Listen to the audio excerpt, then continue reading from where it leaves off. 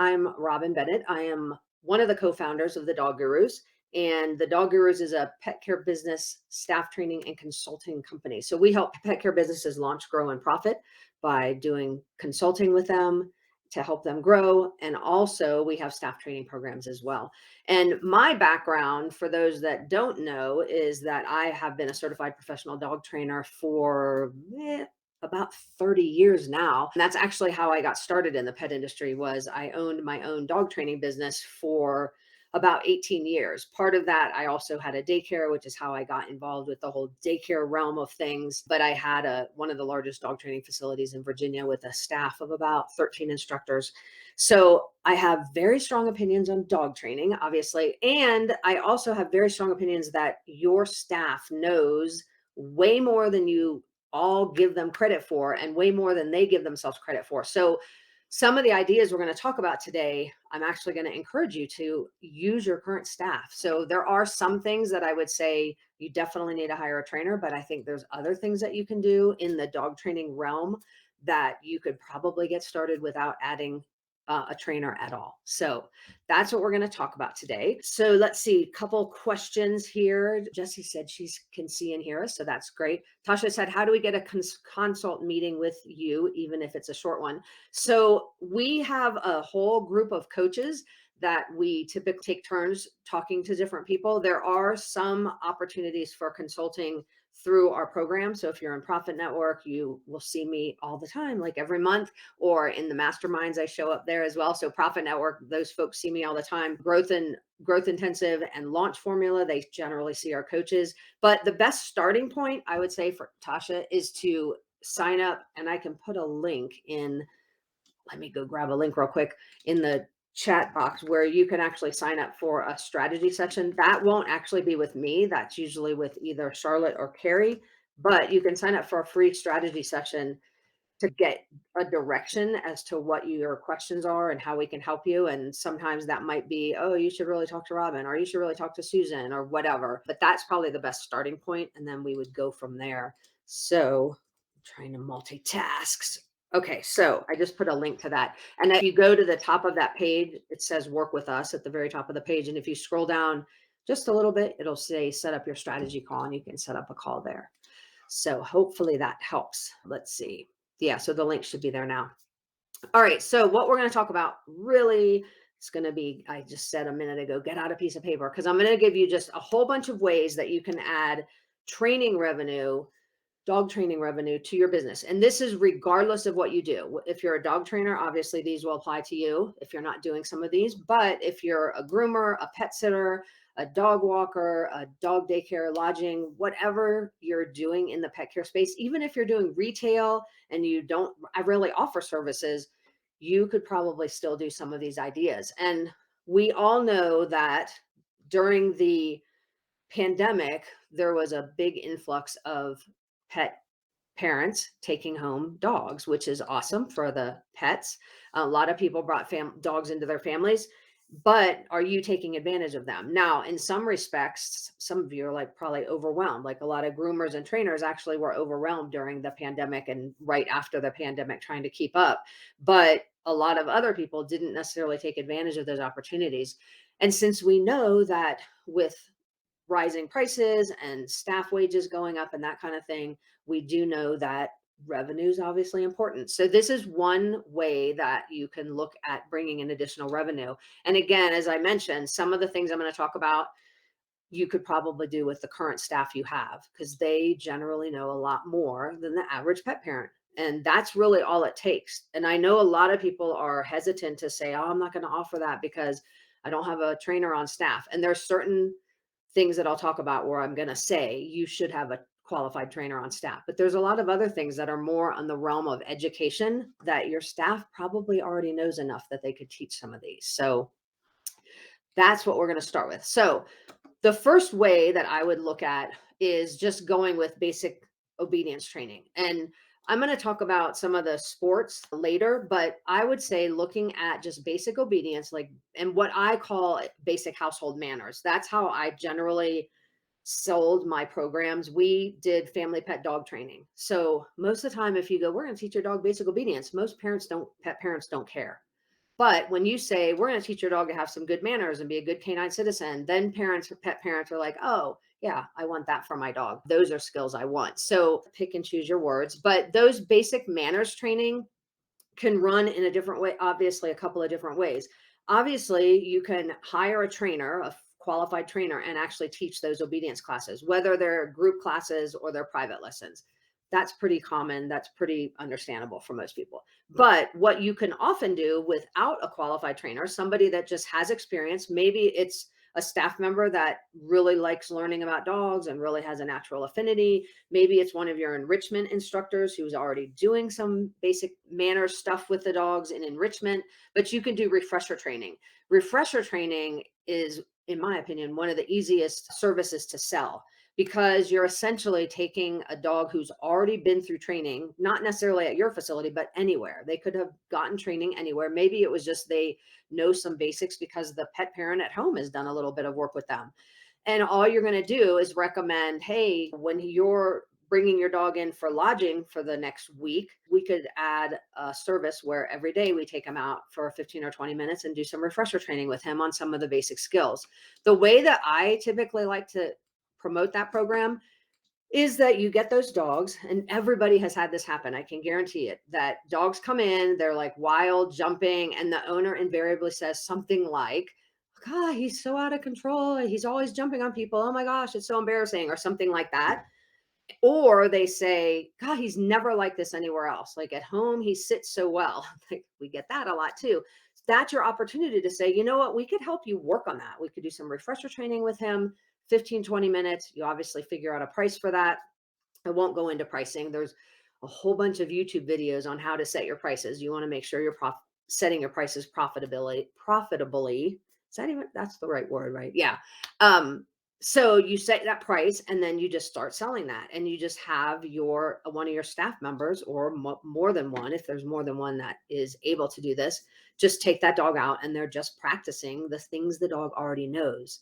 So I think refresher training is a no-brainer to me, especially when you see those clients that come in and they're like, oh my gosh, my dog only does this here, or only does this when I take him out, or he's so much better at home. Those kinds of comments are really good. And the typical things you're going to see are pulling on leash or jumping on people. Those are probably the two most common areas that people want help with in terms of basic manners. So I would take advantage of that. But you could also do C testing. You could do CLASS, which is a canine life and social curriculum that APDT offers. So if you have a trainer on staff, you could actually get those curriculums. If you don't have a trainer on staff and you just want to offer a CGC evaluation, you could have one of your staff members go online to AKC and become an evaluator, because there is a process you can go through. I actually just renewed my AKC evaluator, and there's an online test you take. You have to read the online handbook to know what the testing requirements are and how to give the test, but it's not hard. And then there's a little exam that you take to make sure you understand that. And you could just offer those evaluations if you wanted to without even offering the test.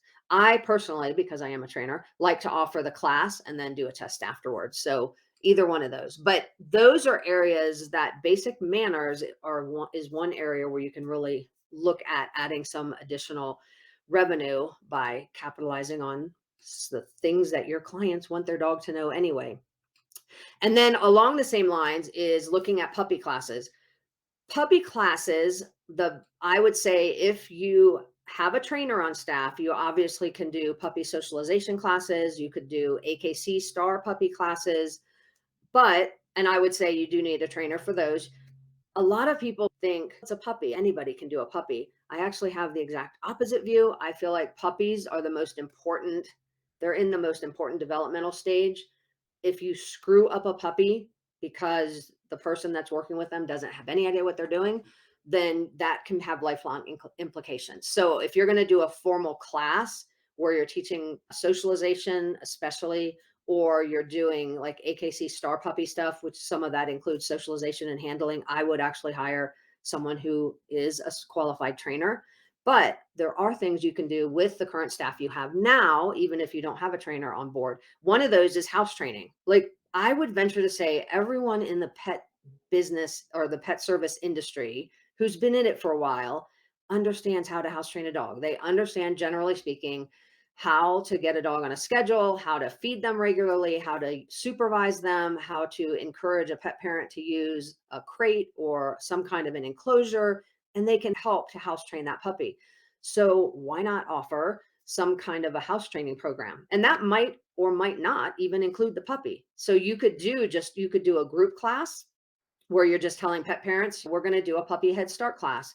You don't even bring your puppy. We're just going to help you with all the things you're going to want to get started on when your puppy comes home. You could even do this on a webinar. Like you could record it and just have it available. So once you have the class put together and you've recorded it, you could just sell the recording. So it doesn't even take any staff time, continual staff time. So that's an option. Just I call them puppy head start, or bringing a new puppy home, or bringing a rescue dog home. And again, you don't even have to have the dog there. You could just do classes where you're teaching all of the things, because you know when a new pet parent comes to your facility and they ask you all those questions anyway, right? Like they come in, whether you're in the veterinarian field, daycare, lodging, boarding, training, grooming, whatever, you get all those questions. You might even have a certain focus. Like I know, since Samantha's on the call, I know she's a groomer. If you are a groomer, I would strongly recommend offering some type of puppy classes especially for those dogs that need lifetime grooming. So for every dog, they need to, ideally, in my opinion, they need to be able to be handled so that you can clip their nails and brush them out and give them a bath. And then obviously some dogs need more grooming than others, so they might have to go to the groomers frequently. In that situation, I would encourage you to offer classes where you actually bring the dog in and just have fun on the grooming table, or have fun in the bathtub, or have fun where you're not actually doing anything with them. You're basically socializing them to all of those experiences. Same thing with a veterinarian's office. I used to take my puppy. I was actually just talking to a veterinarian about this the other day. I used to take my puppy to my local vet like once a week when he was a puppy, and we would just go in the lobby. I would take toys, we would throw the toys around, he would run around. The staff would come out because he's a puppy, right? Everybody loves puppies. So the staff would come out and they'd give him treats and play with him. And then we'd leave. We'd only be there for 5 or 10 minutes. But consequently, every time we go to the vet's office, he loved to go in there, because for him, we went there more often to have fun than to get shots. So those types of classes. And if you had, like, my daycare facility, we had a groomer that worked there. And so when she wasn't there, it was usually in the evenings, we would have puppy classes, and part of our puppy classes were to take the puppy into the grooming salon and put them on the table and play with them and put the cord around their neck so they were used to being restrained on the table. We would put them in the bathtub and just run water around them. We wouldn't necessarily get them wet, but all of those things I would set up as a little puppy program to help those puppies get acclimated to whatever service you're going to offer. So those are other things that, again, I don't necessarily think you need a trainer to do those. I think you need someone who understands when a puppy's nervous, so that you can make it easier for them or not overwhelm them. So you need to go slow. But doing those types of classes, and again, some of those don't even have to have you don't even have to have the dog there. You could just do those educational classes on video or live that are just helping the pet parents answer all the questions they're going to ask you anyway, and just charge a nominal fee for that. So again, that's another service that you can offer. And then along those same lines, educational classes. I'm a huge advocate for educational classes to teach pet parents, because the more your pet parents know about canine body language, the better advocates they can be for their dog. So I'm a strong believer that if every pet parent just knew a few things about canine body language, that they would be better pet parents. And a lot of the miscommunications, I feel like, that happen throughout the day, where dogs are just put in the wrong situation because the pet parent is very well meaning, but just doesn't realize their dog is really stressed out. Taking your dog to parades is one example. Some dogs are great with that. Other dogs, that is like the worst thing possible. And the dog, I go to some community events, and then sometimes I'm just like, oh, I can't even be here because there's so many dogs that are stressed out right now. It just drives me crazy. But if I honestly believe, if the pet parent realized their dog was really stressed out and that wasn't helping them, they would probably leave them home. But we just don't nobody really makes that something that pet parents need to learn. So I'm a huge advocate of teaching classes on understanding canine body language. I typically like to call them how to know if your dog is happy. Because if you just tell people we're going to teach you how to read your dog, that sounds really good to someone who's a dog nerd that wants to learn about dog behavior, like most of us. But for pet parents, if you tell them we're going to show you how to know when your dog is happy and how to make decisions based on knowing when your dog is happy, those for me always tended to get a higher registration rate. So teaching anything with canine body language. And I do know for a lot of you, if you're using Knowing Dogs, we've had a lot of our clients who use Knowing Dogs actually use Knowing Dogs to teach this. So they don't take the pet parent through the entire program, obviously, but they'll pull out a few videos and just use that as sort of the discussion points for the seminar. So that's obviously, if you have Knowing Dogs, that's obviously an option for you. And again, these are classes that you don't necessarily have to have the dog there. You could do them informational classes for pet parents. I know that any kind of education you can offer to pet parents, whether it's you can pick a topic like how to help your dog not jump on people, how to help your dog not chew on people, what kind of dog food should you feed your dog, all of those questions you get. Somebody once told me if your clients ask you the same question, like different clients ask you the same question more than 3 times, there's a product in it. And I've always taken that to heart. Like we haven't sold every product that's happened with, but it is true. If you are getting the same question over and over, you could probably build that into some educational thing to sell to your clients. And again, this could be a video where the work is done up front, you record it. And honestly, all the recordings that Susan and I do, we generally do on our phones. The phone has gotten so good. You can do all your videos on the phone and it requires very little editing. And then you can either host that or put it on YouTube and password protected or whatever. Or you can put it on your website via YouTube or Vimeo or something like that. So those types of educational classes I think are really helpful too.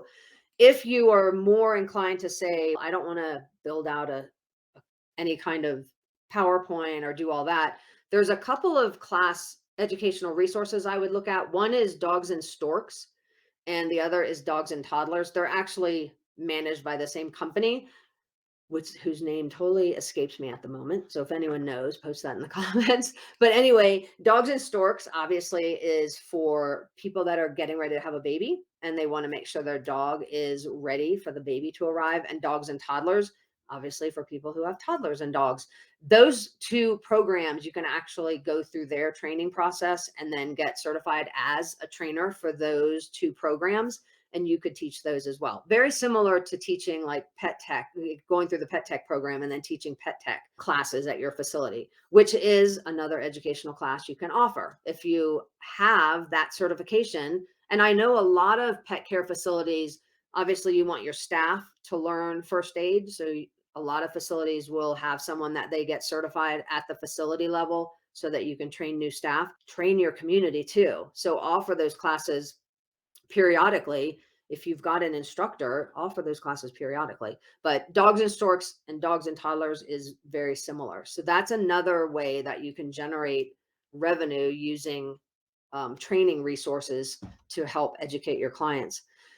And then the last one that I'll talk about, and then if you have questions, I'll open it up for the last 5 or 6 minutes if anyone has questions. The last one, and this again, with the exception of canine fitness, I think if you're going to offer canine fitness classes and you're actually going to call them canine fitness classes, you do have to have not necessarily even be a dog trainer. You have to have a little bit of understanding of canine anatomy because there's things you can do just like with people.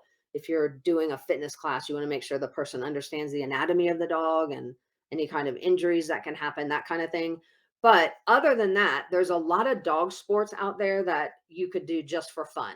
And so everything that is in competition, like agility, fly ball, fast cat, like any of the barn hunt, even scent work, any nose work, any of those things that you can compete and do, you could do as a just for fun class with somebody that's less qualified, if that makes sense, in terms of a trainer.